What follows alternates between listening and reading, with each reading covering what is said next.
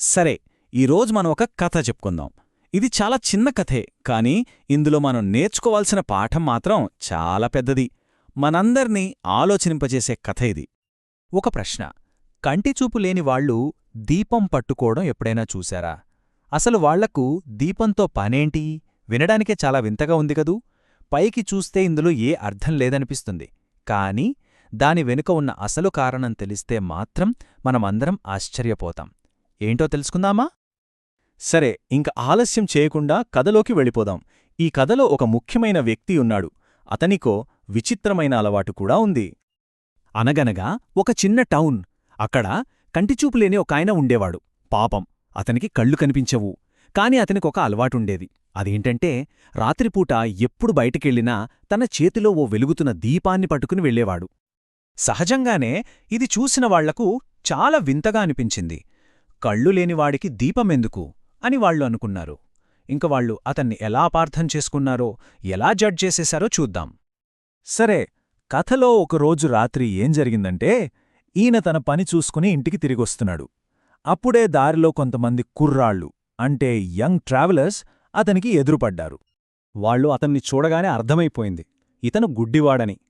కాని అతని చేతిలో ఉన్న దీపాన్ని చూసి వాళ్ళకి నవ్వాగలేదు. ఇదేంటి, కళ్ళు లేనివాడు దీపం పట్టుకున్నాడు అని ఒకరినొకరు చూసుకుని నవ్వుకోవడం, అతన్ని ఆట పట్టించడం మొదలుపెట్టారు. ఇంక వాళ్లలో ఒకటడైతే ఏకంగా ముందుకు వచ్చి చాలా వెటకారంగా, ఓహో పెద్దమనిషి, నీకు కళ్ళు కనపడవు కదా, మరి దీపం నీకెందుకు? ఈ పనికిమాలిన దీపంతో ఏం చేస్తావ్ అని అందరి ముందు అడిగాడు.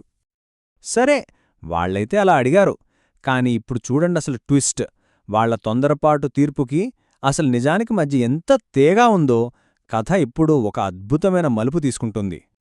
వాళ్ల వెటకారాన్ని చూసి ఆ గుడ్డి వ్యక్తికి ఏమాత్రం కోపం రాలేదు. చాలా ప్రశాంతంగా నవ్వి ఇలా అన్నాడు, అవును బాబూ, నువ్వన్నది నిజమే. నేను గుడ్డివాడినే.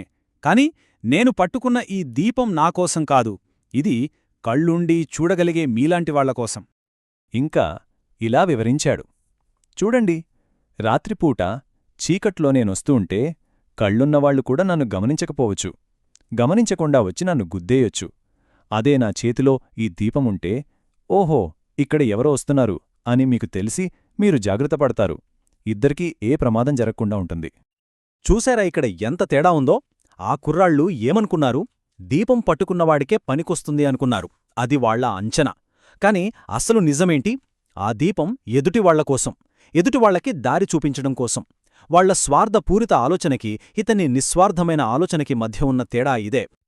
ఆయన చెప్పిన సమాధానం విన్నాక ఆ కుర్రాళ్లకి ముఖం పాలిపోయింది. తాము ఎంత తప్పుగా, ఎంత తొందరపడి ఒకరిని జడ్జి చేసేశామో వాళ్లకర్థమైంది. వెంటనే సిగ్గుతో తలదించుకుని ఆయనకు క్షమాపణ చెప్పారు. చూడ్డానికి ఇదో చిన్న కథే, కాని ఇందులోంచి మనం నేర్చుకోవాల్సిన నీతి చాలా పెద్దది. ఆ దీపం మనకు ఏం చెప్తుందో, ఆ పాఠాన్ని మనం మన జీవితంలో ఎలా ఉపయోగించుకోవాలో ఇప్పుడు చూద్దాం. ఈ కథ మొత్తానికి ఆయువు పట్టులాంటిది ఒకే ఒక్క పదం, అదే సానుభూతి, అంటే ఇంగ్లీష్లో ఎంపథీ. సింపుల్గా చెప్పాలంటే, మనల్ని మనం అవతలి వాళ్ల స్థానంలో పెట్టి ఆలోచించడం, వాళ్లలా ఆలోచించడం. ఆ గుడ్డి వ్యక్తి చేసిందదే. అంటే ఇక్కడ దీపం అనేది కేవలం ఒక వస్తువు కాదు, అది ఒక సింబల్. దేనికి సింబల్ అంటే, మనం ఎవరినైనా చూసి ఒక అభిప్రాయానికొచ్చేసే ముందు, ఒక జడ్జ్మెంట్ ఇచ్చేసే ముందు ఒక్క క్షణం ఆగాలి అనేదానికి, వాళ్ళు ఎందుకలా ప్రవర్తిస్తున్నారో ఆలోచించాలి అనేదానికి ఆ దీపం ఒక ప్రతీక. సరే, ఈ నీతిని మనం ఎలా అలవర్చుకోవాలి? 3 సింపుల్ స్టెప్స్ ఉన్నాయి. నంబర్ 1, ఎవరినైనా జడ్జ్ చేసే ముందు ఒక్క సెకన్ ఆలోచించడం.